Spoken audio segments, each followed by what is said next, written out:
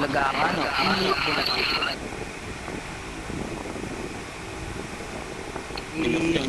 Bigay nyo. Ano naman? Asar lang eh. Totoo naman eh. Sila lang ata pwede mamaril eh. Pag sila binaril, iiyak yan. Okay lang, pwede mo maril.